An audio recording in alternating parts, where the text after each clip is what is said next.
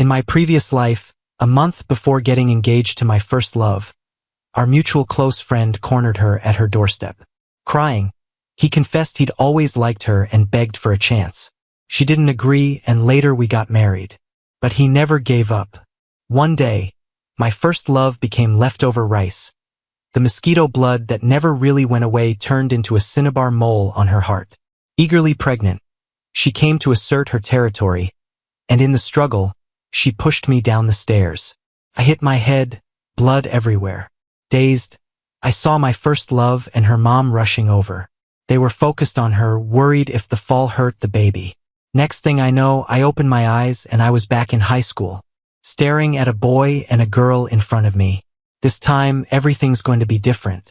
I found myself in the classroom, wearing my high school summer uniform.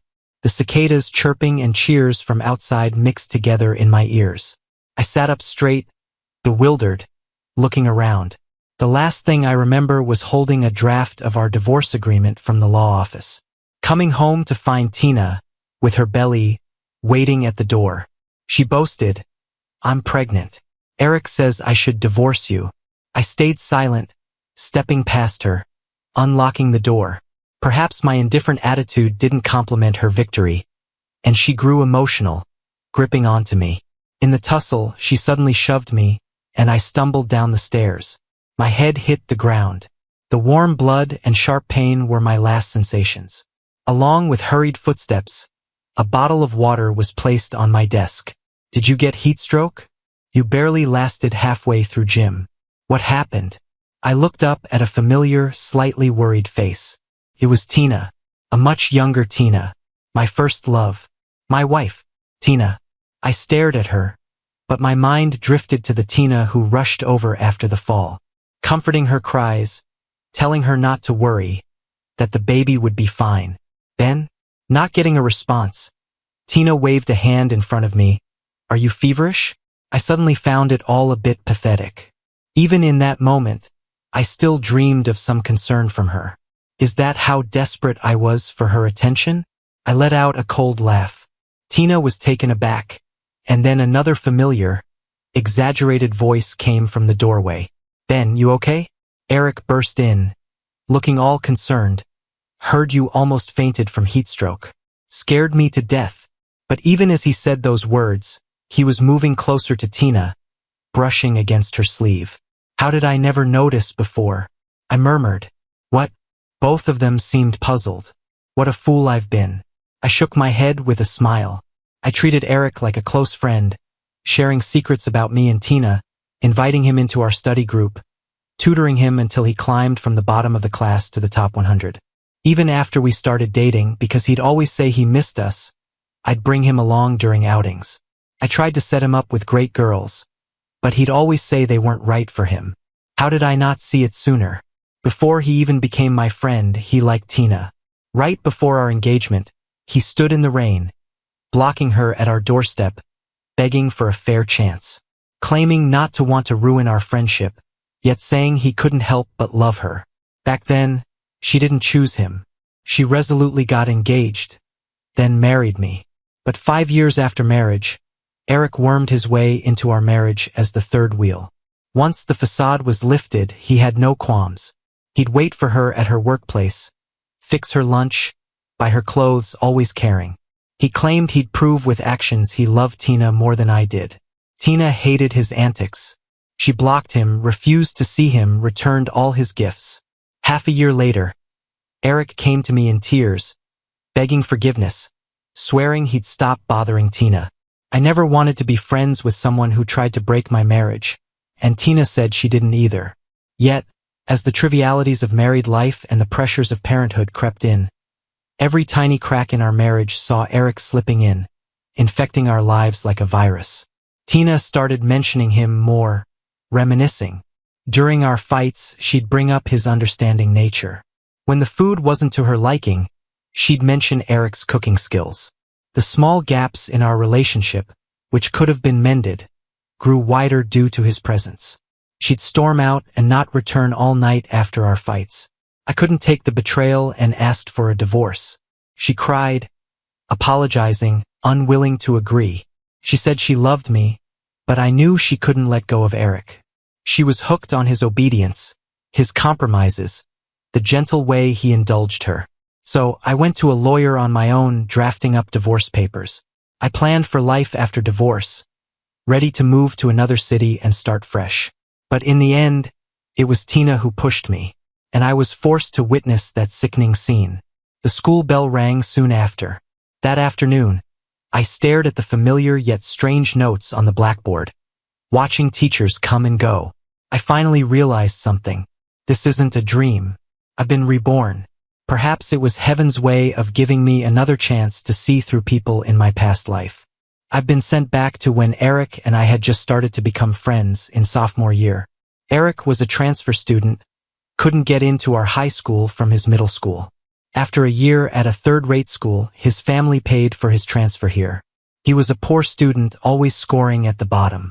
He'd often hide in the bathroom to cry after tests. High school is like a mini-society, and low-achieving boys can be easy targets. Pretty soon, people started mocking him, locking the bathroom door when he cried, pouring water on his head. I was the one who saved him. I chased away the bullies bothering him and even gave him my extra clothes. He cried and thanked me. Seeing how vulnerable he looked, I was afraid he'd get bullied again, so I offered to be his friend. I'm the student council president and have some influence both in class and at school. My interest in him helped change others' attitudes towards him too. Even Tina, because of me, started looking out for him.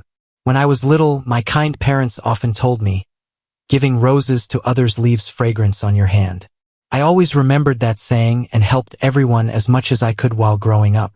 Later, Eric timidly admitted he wanted to improve his grades, so I included him in the study group with Tina and me.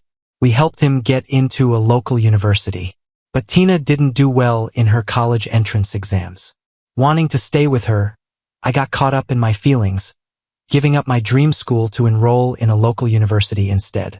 In my senior year, there was an opportunity for studying abroad, but once again, for Tina, I stayed. Thinking back, it feels like I was being foolish making those choices. Thankfully, this time, everything's just starting, and there's still time. Right then, the bell rang. Tina and Eric walked toward me at the same time. Eric was excited. "Are we having a study group to review English today?" I got up and grabbed my backpack. "I'm heading home." "Why leave suddenly?" "There are still 2 evening classes left," Eric said, eyes wide. "Are you still not feeling well from the heat this afternoon?" Tina reached out. "Maybe you're even running a fever." I tilted my head away to dodge her hand. She froze, her hand dangling mid-air. "I'm just a bit tired and already asked the teacher for leave." "Want me to walk you home?" Tina offered. "Just wait. I'll talk to the teacher." "No need." I picked up my backpack, walked out of the classroom without waiting. As I reached the apartment building, I ran into Tina's mom taking out the trash. She saw me and beamed. "Oh, Ben, why so early today?" Then she added, "Hey, come by later for some freshly baked cakes. They're still warm." I looked at this woman. Once, I thought I'd found the world's best mother-in-law. But after marriage, because Tina and I didn't have kids, I'd seen her give me so many cold looks. Eventually, she even urged Tina to try being with someone else. "He has problems, you shouldn't waste your time." At my lowest point, she and Eric rushed over, not sparing a glance my way, fully focused on Tina and Eric's child. "Thank you, ma'am." I passed by her. "But I don't like cakes." Seeing her surprised expression, I closed my door. Looking at the books on the second shelf and then at my 17-year-old reflection, I suddenly felt that maybe in this life, I could change more than just love and marriage.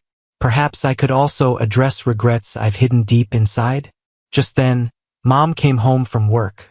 Tina was trailing her. I bumped into Tina downstairs. She said, "You left school early because you got heat stroke. Why didn't you call me?" she asked, rushing over to check my forehead. "You okay now?" "I'm fine," I smiled. "Just got a bit overheated, don't worry." "Sorry about the bother, Ben." Tina placed a pot on the table. "Your mom made some mung bean soup for you and also some cakes I just baked." "Nonsense," Mom laughed. "Your mom must have gone through a lot of trouble." "No trouble at all," Tina smiled back at her. "So, if you're feeling better, want to do homework together tonight?" In the past life until senior year, because we lived next door, Tina and I often did homework and discussed problems together. But this time I wanted something different. I didn't want to get closer than just classmates. I didn't want to get too friendly with her mom or repeat last life's bitter loop. Tina, I quietly said, I've been a bit tired lately. I want to study alone for a while. I'll quit the study group and our nightly homework sessions. And just like that, I left Tina and Eric's study group. In the following days, I studied and did my exercises alone during evening study sessions. Tina would habitually come to find me after classes, but I usually paired up with a desk mate to leave beforehand. When Eric asked me questions, I would claim I was busy. Finally, Tina blocked me at my door over the weekend. What did we do to upset you, Eric and I? She said, not happy. Why are you suddenly ignoring us? You're overthinking it, I replied. It's almost finals, and I just want to focus on studying alone. Overthinking.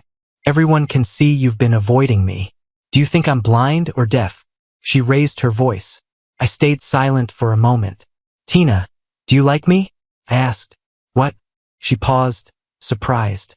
I don't like you, I said. What? I mean, although we grew up together and have been together for 17 years, I don't have feelings for you beyond friendship. I just want to focus on studying alone now. You're joking, right? She seemed amused by something. Who said I liked you? I just saw you as a friend I grew up with. That's best, I said softly. Don't flatter yourself. Her expression darkened. I was just concerned as a friend, but you twist it, saying I like you. Fine, if you want to study alone, that's good. We can both study on our own. Okay. I nodded. I watched her storm off angrily. Sorry, 17-year-old Tina. I know the 17-year-old you hasn't done anything yet and isn't the girl juggling two guys. This cold shoulder treatment might seem a bit unfair to you. But with memories from my past life, I can't accept you anymore. Since I foresaw the unhappy future we'd have, why not cut it off before it even starts? Forgetting each other is the best ending for us. After that day, Tina never reached out to me again. Eric noticed I was ignoring him, so he went to Tina instead. She seemed to be acting out and loudly told Eric, no problem, we can form our own study group and still improve our grades. It's not like anyone is indispensable. That's true. In this world, nobody is indispensable. A few days later, our homeroom teacher, Leo, suddenly called me into his office. Ben, have you been a little unwilling to help your classmates lately? I frowned. Teacher, what do you mean? I heard you quit the class study group. I nodded, yeah, I want to study on my own. Leo adjusted his glasses. Listen, you're still young. You need to know, being a good student is one thing, but having good character is just as important. Being selfish isn't right. I was puzzled. I just feel the study group thing isn't really for me. I want to focus on my studies. How is that being selfish? He sighed and changed the subject. Ben, the city's Outstanding Student Award this year, I was planning to recommend you for it. You know, it's not just about good grades, right? It's also about good character. Mr. Leo, I interrupted. First, last year's Outstanding Student Award was a class vote followed by a school vote. It was fair and open. I don't mind doing it the same way this year. Second, I just quit the study group with Tina and Eric. My desk mates and classmates often ask for my help, and I'm always happy to assist. I don't think there's anything wrong with my morals. If I were really 17, I might have felt I hadn't done well enough after a little pressure from a teacher. But inside, I'm 27 with lots of life experience. This kind of talk is just child's play to me. Leo couldn't win the argument, so he just sent me back to class. But during the class meeting that afternoon, he suddenly announced a seating change. Our class study groups were effective. This month, many students improved their grades. With finals coming up, we'll implement a new partner study system. The outstanding student selection will focus more on moral education. Your desk partner's progress will be a key criterion. He called out names for new seating arrangements, pairing Eric as my desk partner. Then, Eric said, hugging his books. He seemed to be trying to consider my feelings. Don't worry. I'll work hard to improve my grades so you can still be the outstanding student. I suddenly found the whole thing amusing. There was our homeroom teacher, gesturing excitedly on stage. That new watch on his wrist stood out. Eric's family was into luxury watches. It dawned on me. In my previous life, the teacher didn't intervene because I'd been helping Eric so much. His grades drastically improved under my guidance. By senior year, he was in the top 100 of the class. His basics were weak. Probably only the past version of me would have such patience. Other students couldn't be bothered to spend their time helping him, not even Tina. When we studied together, she mostly discussed problems with me and rarely helped Eric. When I first left the study group, Eric, though he tried to hide it, seemed pleased.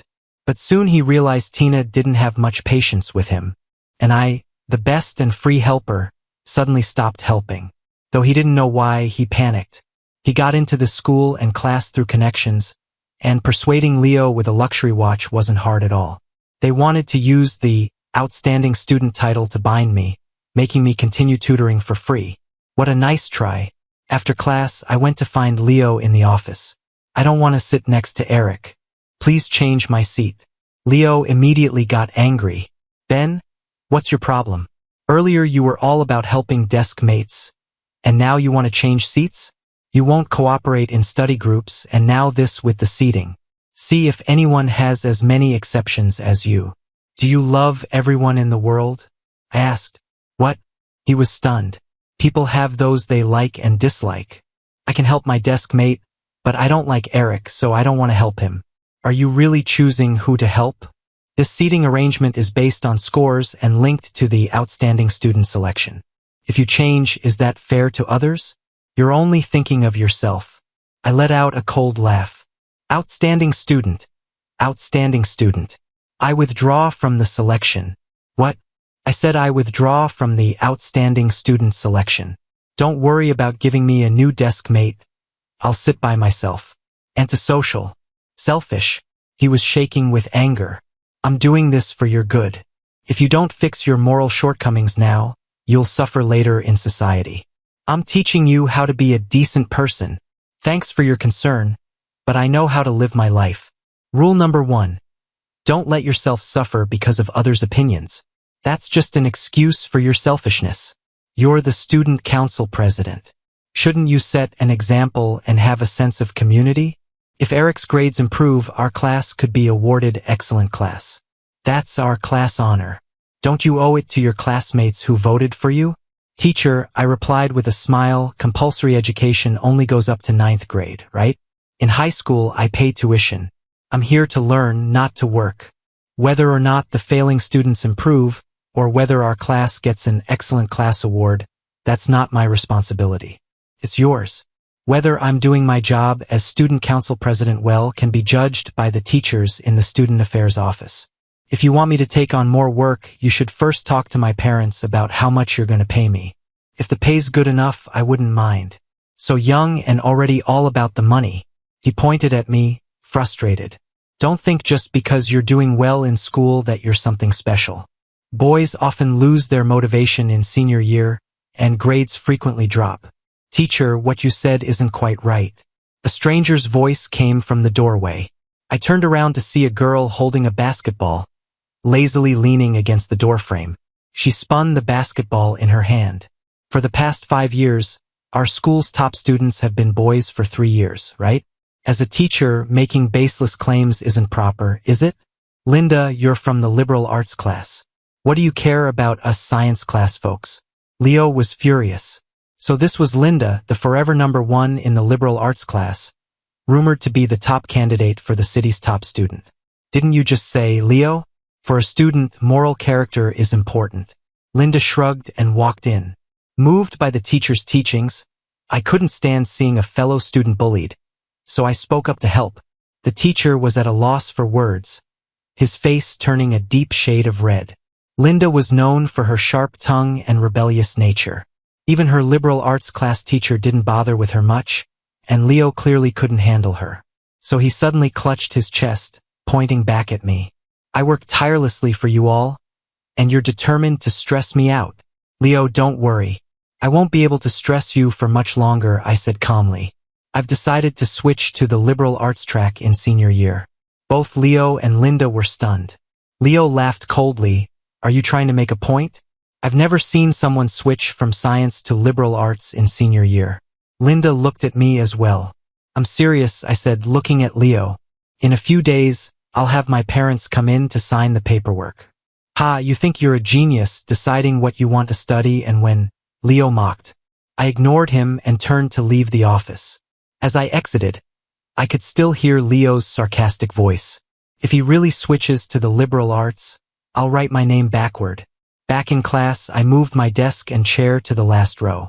Eric watched me move and then looked at Tina, his eyes wet and red, as if I bullied him. Most classmates were silently watching, but only Tina approached me. What are you doing? She frowned. Can't you see? Moving my seat. Did the teacher agree? I told him.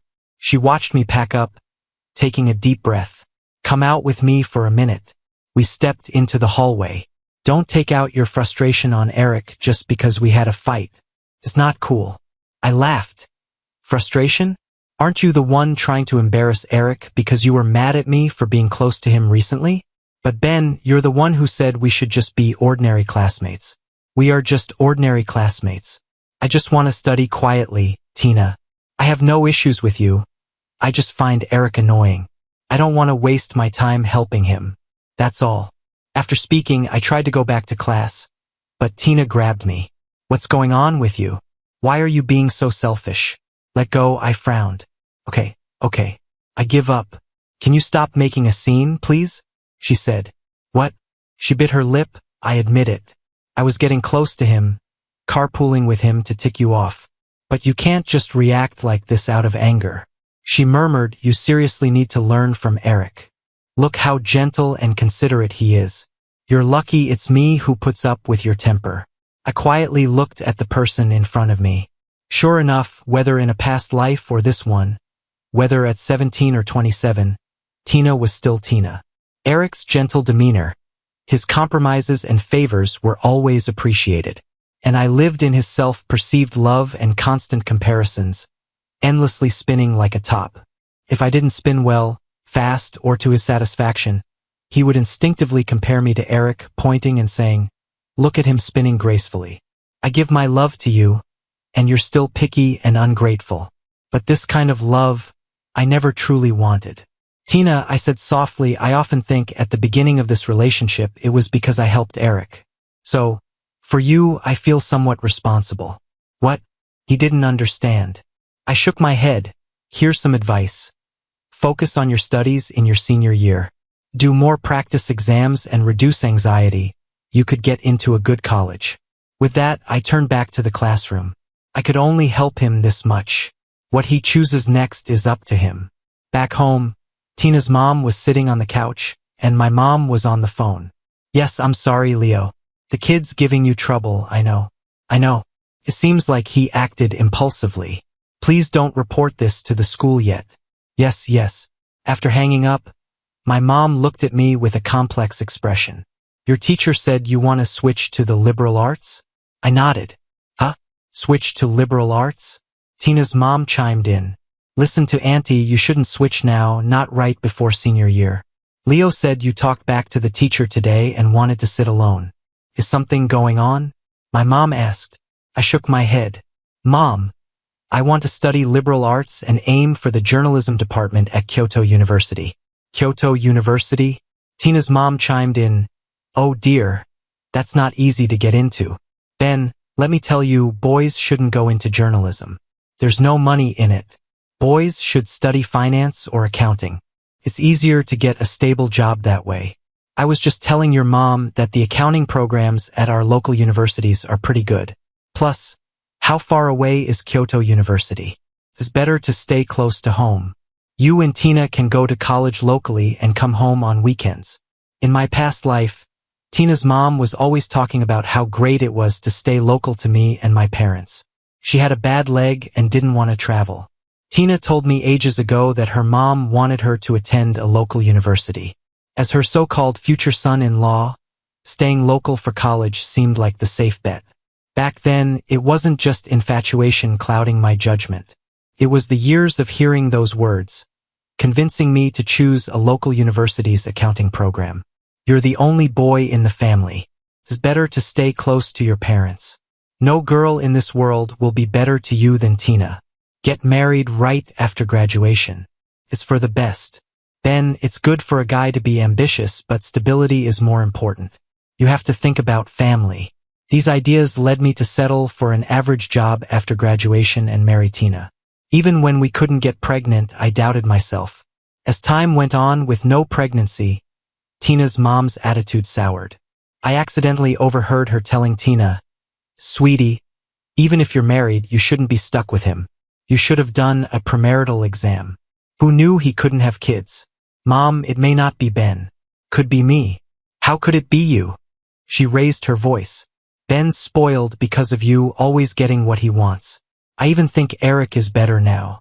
He comes over, brings me things, and is way nicer. It's modern times, you know. Divorce isn't unheard of. You two fight all the time, try Eric. If you get pregnant, dump Ben and be with Eric." Memories surged up, and Tina's mom was still pushing her views on my mom. In this world, most people are average, can't aim too high. Guys need stability, should graduate, and start families early. Auntie, I interrupted, most people are average, sure, but they have dreams. Dreams aren't aiming too high. If you read, you'd see everyone plays a role in advancing history. Not everyone can change history. Kids get poisoned by these foreign ideas online, thinking they're all that. Turning to my mom, she said, "Ben's mom, didn't I tell you? Watch his thinking. It's scary when they're brainwashed." I chuckled. "Auntie, is the internet brainwashing me? Or are you brainwashing my family? How dare you?"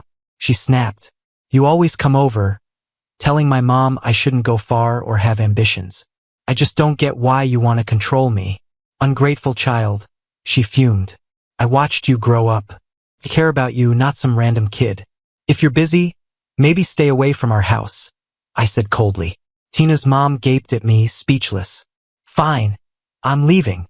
I won't come again," she said, moving sluggishly, hoping my mom would stop her. I held my mom's hand first. "Thanks, Auntie. I'm entering junior year and want a peaceful study environment." Tina's mom turned green, then pale as she left, stopping to say to my mom, "Your kid needs to be disciplined." After she left, my mom sighed. "Why are you so angry today?" "Your dad and I have always been open-minded," she said. "My parents are kind-hearted but sometimes easily swayed." I took my mom to my room, pointing at the news books on the shelf. "Mom, you know I've been into journalism for ages. The college exam isn't the only life-changing chance, but it's a crucial choice," I explained. "I always followed the crowd. Everyone said science had better prospects, but I prefer liberal arts. I've thought about it and decided, despite focusing on sciences, I kept up with humanities. I can catch up this summer. I want to switch and chase my dream at Kyoto University.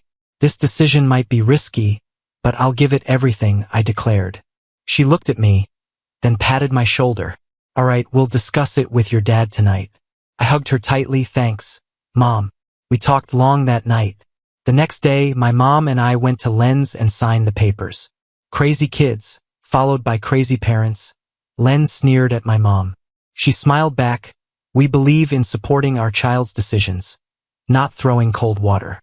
Leaving the office, I felt happy and relieved.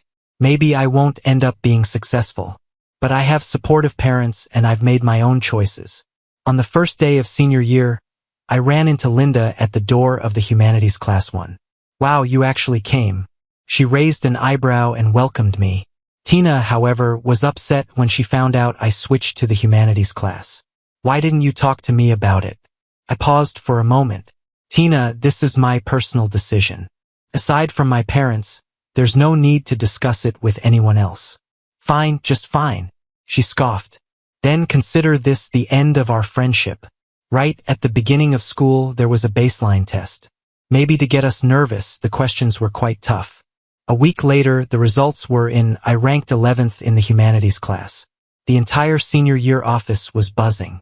When our class teacher Anna called me to the office, I overheard Len shouting inside, "It's impossible for someone who just transferred to rank so high in humanities. His ego is huge. He definitely cheated for appearances. This should be thoroughly investigated." I knocked on the door, and the noise inside came to a halt. Anna saw me and immediately waved me over with a smile. Ben, you did well in the baseline test. The teachers are curious how you've improved so much in such a short time in humanities. Ah, Ben sneered from the side. I paused, got serious, and replied, Anna, do some teachers suspect I cheated? Anna was honest. Well, coming straight from the science class to rank 11th is impressive. The teachers are indeed curious. I smiled. Anna, do you know how I spent my summer before junior year? I locked myself up, no entertainment, bought humanities review materials and real high school exam papers, and studied point by point, question by question, from 8 a.m. to midnight daily. Teachers' curiosity, I understand, but baseless cheating accusations, I can't accept. Is it baseless? There's no smoke without fire. Do you have proof you didn't cheat? Ben chimed in. There are invigilators and monitors in the exam room. Ben, why don't you ask them or check the footage instead of questioning me? Look, Anna, look, Ben said excitedly. He's so defiant. He's full of himself because he's a student officer. You must call his parents. But Anna ignored him. Ben, the teachers believe in you. Keep it up. Ben's eyes widened in disbelief. But Anna, you're young and don't know how cunning students can be. You can't encourage them to cheat just to boost your class scores. Linda, who was organizing materials, suddenly spoke up. Ben, speaking of honesty, didn't you say you'd write Ben backwards if he transferred to humanities class? Are you writing backwards yet? The other teachers were struggling to hold back laughter, and one couldn't help but chuckle. Anna smiled too. Maybe less of your business, all right? A minute later, Linda and I left the office one after another. Ben, I turned back. You're actually kind of interesting, she said, hands in her pockets. I always thought school was dull without any competition, but now, to be honest, I'm actually looking forward to something. Looking forward to what? I asked, confused. She smiled, meeting you at the top someday. After that, my days were consumed with nothing but studying. News from the science class sometimes reached me, like Eric's aggressive pursuit of Tina. Maybe my leaving pushed him to act earlier than in the past. But this time, it's different. In the past, Eric was Tina's warm haven away from marriage because of how I behaved. This time, I'm in humanities, and Eric's relentless pursuit just embarrasses Tina. She has no time or patience to help him improve his grades, and romance is not essential under the pressure of senior year. Eric became the laughingstock again. I didn't expect him to take out his frustrations on me.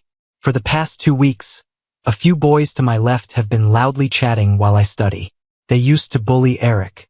Now it seems they've shifted their target to me. Once, after school, I saw Eric with them, all secretive. They all wore new watches on their wrists. During one break, those boys cornered me in the toilet stall and dumped a bucket of cold water over me, drenching me completely. What goes around comes around. One giggled. I stood there silent, borrowed a towel, dried off at the nurses, then filled a bucket with water. When I re-entered the class with the bucket, those boys were laughing. I walked up and poured the water on them. Oh, they shrieked. That's all you got? I smiled. Sorry, I'm the kind who repays a drop of water with a bucketful. You're insane, they yelled. We're telling the teacher. I'm the one who should do that, I sneered. Why are you still playing these petty bullying games? If you're so bold, you wouldn't sit here trying to disrupt me. You don't have the guts. Yeah, we can't stand you. You're not even the student council president anymore, so stop acting like it. We heard about your cheating scandal. Annoyed, I just thought, get real. A voice suddenly came from the back of the classroom. The whole class went quiet. Linda lazily sat up and walked over. You guys don't want him sitting here? She asked. A boy, wiping the sweat off his forehead, replied, yeah, he bullies us. Plus, Linda, you know he's a cheater, right? We don't want someone like that sitting with us. After he spoke, a few of them wore expressions as if they were watching a good show. Oh, Linda nodded, then turned to me. Honestly, I think the learning environment here isn't great. You know, birds of a feather flock together. You don't need to prove you're different in such an important year as senior year. Want to be my desk mate instead? What? I was stunned. The other boys were too. On my first day in this class, I heard about Linda. Smart, good-looking, and sharp-tongued. Some guys had tried to be her desk mate, hoping to get close by asking questions. But they barely lasted before she roasted them to tears. Eventually, nobody dared approach her, and her desk mate's seat remained vacant. This was probably the first time the class genius actively invited someone to be her desk mate. Who wouldn't take her up on that offer? Sure. I nodded. Let's go. She picked up my backpack, and together, with the entire class watching, moved my seat next to hers. But knowing Eric and those guys, they probably wouldn't let it go that easily. To avoid more drama in such a critical time, I was considering asking my dad to pick me up after evening study sessions. Then Linda spoke up. I helped Anna with some stuff. Saw your address. You live over at 15th Street, right? I nodded. My place is just a street behind yours. Evening sessions go till 9 starting next week. Want to walk home together? That would be perfect. And you placed 11th in last month's test, right? Yeah. 11th won't get you into Capital University. She tossed me a book of wrong problem sets. I don't need these anymore. Feel free to use them if you want. The bell for the end of the study session rang, and she got up, picking up a basketball to head out. Linda. She turned back. I heard you're not really one to meddle in others' business. True, she said with a lazy tone, but you're not exactly others now. What? She gave a slight smile. Looking forward to working with you, desk mate. A class genius's book of mistakes is more valuable than any study guide. In the following month, I studied even harder, analyzing problems and methods. In the first monthly test of senior year, I made it to 8th place. Rumors about me cheating during the entrance exams crumbled, and Linda and I became more familiar. When the city announced the results of the annual student evaluation, even though Class 1 of Science didn't recommend me as an exemplary student, the student office did recommend me as an outstanding student leader, and I received the honor as expected. When Leo heard the results, he threw his excellent teacher mug in the office. After the national holiday, our school held the fall sports meet. On my way to fetch water, I suddenly saw Leo and Eric sneaking around with a man behind the school building. I thought for a moment, then snuck into an empty classroom on the first floor, crouched below a window, and pressed the record button on my phone. Leo, Eric's grades aren't good enough for top colleges here. Could we raise his class scores a bit? That way, if we apply to foreign schools, it'll look better. I got it. It's hard to cheat in the main exams now, but I can help with regular grades. Thank you so much. We've tried other tutors, but they didn't work. Maybe arrange for some smart students to tutor him? If his main exam scores go up, that'd be ideal. That last kid, Ben, was too uncooperative. I've already moved him to the arts class. I'll find someone else. Your son doesn't get along with that boy. Don't worry. I'll find a chance to give him some trouble, maybe a punishment or something. It's not hard. Great, great. Here's a watch for you. I can't keep letting Eric's mom spend money. It's no big deal. Once the footsteps moved away, my palms were sweaty. Just as I was about to leave, a voice came. Eavesdropping so blatantly, aren't you afraid of getting caught? My hair stood on end. I looked up. It was Linda. You scared the hell out of me. What are you doing here? I widened my eyes. Really? You ask me? Before you play spy reporter, maybe learn the basics. The classroom door wasn't even shut. Sitting right there. Aren't you worried someone might catch you? What? Did anyone see? Idiot, of course not. She crossed her arms. I was keeping watch the whole time. The next day, before the whole school did exercises, the broadcast system suddenly played a strange recording. The stars of the recording were our senior science class teacher, Leo, and Eric's parent.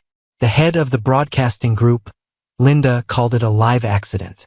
She claimed, shrugging, that she'd gotten a mysterious recording pen and just wanted everyone to hear it. But apparently the mic hadn't been turned off. Leo got suspended and lost all opportunities for awards. And because some students had recorded and shared it online, it went viral in less than an hour. The internet being the internet, users turned into detectives. Former students of him accused him of favoritism, and Eric's family details were laid bare. Isn't this the place selling fake watches? I bought one too, thinking it was second-hand, but it was all fake. With reports from users, law enforcement got involved. It turned out Eric's family wasn't just selling counterfeit products but was involved in money laundering too. The school began investigating Eric for bullying. They found those other boys and confronted them. They cried, saying Eric gave them watches to bully me. Eric became a pariah and dropped out not long after. The saddest thing was his finding the watch he wore so proudly was a fake too. The day after Eric left, in the afternoon, I saw Tina by the entrance of our apartment complex. She apologized, saying, "I'm sorry. I had no idea he was always so sinister, always targeting you. I ended up disliking him too." She twisted her hands helplessly. "I'm sorry, Ben. Can we make up? Please?"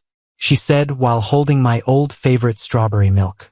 But when I saw that milk, I was instantly reminded of a past life. I came home early from a business trip and found the strawberry milk, which should have been in the fridge, sitting on the table. The bedroom and bathroom were filled with an indescribable smell, evidence of the rushed morning after some pleasure. After being reborn, I never drank strawberry milk again. Suddenly feeling queasy, I turned my head and couldn't help but throw up. Tina was frightened and came over to pat my back, but I stopped her. "Sorry, I tried to calm down. I don't like this milk anymore." "Then, should I get something else?" she stammered. I shook my head. "No, it won't help. We can't go back." "Tina," I forced a smile, "let's not see each other for a while. I wish you success in your college entrance exams." "Is it because of Linda?" he suddenly asked. "What? You like Linda, don't you? That's why you switched to liberal arts, to be with her. You sit together now and walk home together, right?" She raised her voice. "Tina, Linda and I are just classmates. I told you I just want to focus on my studies." She laughed coldly. "Coming in second place, right? I never thought you'd be like this. Many guys like Linda. She's not a good choice for you," she said with a dark face. "Ben, for not choosing me, you'll regret it someday." Since then, whenever Tina saw me, she acted like a stranger. She seemed even more determined, throwing herself entirely into studying. Her mom couldn't stop boasting about her improving grades. "These grades? With such scores, she can easily pick any top university," she bragged in our neighborhood. At the end of the first semester, I was steady at the second rank in our grade. The second semester passed quickly with the first, second, and third practice exams, and May gave way to June, the time for the college entrance exams. I felt pretty good about my performance. Linda and I compared our answers and had a rough estimate of our scores. We figured both of us would make it to a top university. And when the scores came out, that's exactly what happened. Linda unsurprisingly clinched first place in the city, and I got 8th. We both received offers from several universities. I chose journalism at Peking University. Linda went for history. Tina also did well, getting into the best local university, much better than in the previous life. But I heard she fell ill after exams, and her mom filled out her applications for her. As fate would have it, both Tina and my graduation parties were booked at the same hotel on the same day. Tina and her mom stood at the entrance of the banquet hall opposite us. Her mom all smiles but Tina seeming low-spirited. "It's not about the school. It's about the major. I handpicked finance for Tina so she can make big money in the future," said Tina's mom, glancing our way. "Those 2 kids who got into Peking this year are studying news and history. Sure, it's a top school, but they'll struggle to find jobs." My mom was about to confront her when I quickly pulled her back. "Don't stoop to her level," I soothed my mom, patting her back. "Peking University is unmatched. I'm telling you, boys will line up to date Tina," boasted Tina's mom. "I'm already worrying about how to choose the right son-in-law." Moved by her own speech, she tugged at Tina. "Didn't I tell you to bring your acceptance letter to show your aunts?" Tina shook her head, her eyes suddenly locking with mine from across the room, brimming with a mournful look. "Oh, why are you shaking your head?" Tina's mom grabbed Tina's bag, spilling everything on the floor. An elderly lady, trying to be helpful, picked up a piece of paper. "Is this the acceptance letter? What's this say? Infertility? What?" A few people crowded around, one gasping, "Tina, you can't have kids? That'll make finding a partner tough." "What nonsense." Tina's mom snatched the report. Tina, what is this? When did you get this checked? It's a mistake. She must have doctored it, she said hurriedly. It's not a mistake, Tina suddenly spoke. I am infertile. I can't have children. You're talking nonsense. Tina's mom hit her back in anger. Get inside now. With a self-deprecating smile, Tina walked away, ignoring her mom's shouts. Suddenly, something clicked in my mind. Tina. I chased after her. She turned back, tears in her eyes, her voice hoarse. Then, you remember our past life too, don't you? I said quietly. She didn't answer but dashed forward and hugged me tightly. I had a long, long dream, she cried, her words a blur. In the dream, I betrayed you. I thought I was pregnant with his child. You fell off the stairs and I didn't rush to save you. Later, I found out the child wasn't mine. We argued and he stabbed me with scissors. So that was it. In a previous life, Tina never really went for any checkups. But I actually did. The results showed I had no fertility issues. I hadn't had the chance to tell Tina before I found out about her affair with Eric. I'm sorry, Ben. I'm so sorry, but that was just a dream, right? She cried. I would never do that to you. I never would. We still have a chance. Everything has a chance now. Let's make it work this time. Okay? I gently pushed him away. Tina, you and I both know that wasn't a simple, fleeting dream. The bleeding was real, the pain was real, and it was all suffering that I truly experienced. If you were still the Tina who didn't remember anything, maybe we could still get along as classmates or friends. But you remember now, and we can't even be ordinary classmates. I don't want to carry the hatred from a past life into this one. Strangers, that's my final boundary. I hope in this life you become a better person. I may seem heartless, but I don't pity him. If everything had gone as it should, she would have happily been with Eric in the last life, right? Never expect to use your own misery or even your life to earn anyone's remorse. Because belated pity and regret are worthless compared to a life full of unknown excitement and beauty. That night, Tina's mom cried and caused a scene at home, loud enough for the whole block to hear. At 9 p.m., a small stone suddenly hit my bedroom window. When I looked out, it was Linda. She stood under the street lamp in a long dress, like a princess from a fairy tale. I quickly changed and went downstairs. Why didn't you just text me? In this day and age, who throws stones to get attention? I laughed. I just wanted to see if you'd hear it. She shrugged, and we both laughed. I'm going traveling with my parents tomorrow, so the next time we'll meet is at Beijing University. I nodded. Yeah. What's this flower? Clearing her throat, she said, This is a lily of the Incas. I happened to see it at the flower shop and thought its meaning suited you, so I bought it. Boys can receive flowers too, you know. She handed the flower to me. Congrats on getting into Beijing University, I said, taking it with a smile. Same to you. Get upstairs. See you at Beijing University. Yeah, see you there. Watching Linda's departing figure, I suddenly remembered her words. She said the meaning of the flower suits me, but she didn't say what it actually meant. I looked it up on my phone. The answer quickly popped up. The meanings of the lily of the Incas. Friendship, looking forward to reunion, and rebirth. In September, I enrolled in the journalism program at Beijing University. The old professor gave us our first lecture. If any of you want to make big money, apply to switch majors now. There's still time, he chuckled. As journalists, never forget one thing, your social responsibility. And there's a lot you need to learn: interviewing, writing, layout design, video production. I was overwhelmed, and Linda was also incredibly busy. She's still a standout figure at the university and shines so brightly even among many talented people at Beijing University. In fact, a guy in my class who heard we were high school classmates asked if I could introduce him to her. I happily asked Linda, but she turned him down right away. Why don't you want to meet him? He's a really nice guy, I asked. Just not interested. She didn't even look up. Lots of guys are curious. What kind of boyfriend are you looking for? She said without looking up, not looking. Why not? I was puzzled. Well, you're not dating anyone either, right? She said. That's because I'm so busy. Same here. She closed her book. I'm busy too. Linda didn't date anyone all through senior year. Some guys even started questioning her orientation and subtly asked me if she was into women. I thought about it, probably not. Then she must like you, they said. Honestly, besides you, we haven't seen her close with any other guys.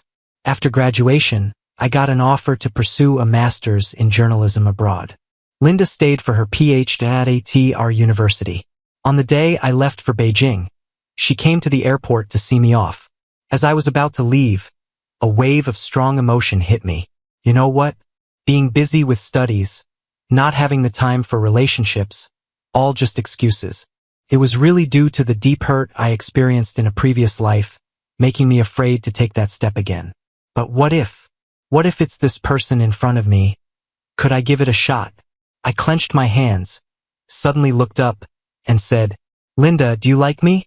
She was stunned. Then she laughed. Ben, you know why TV shows can go on for 100 episodes? Why? Because they never say things directly. You being so straightforward, what's left for the plot? Cut the crap.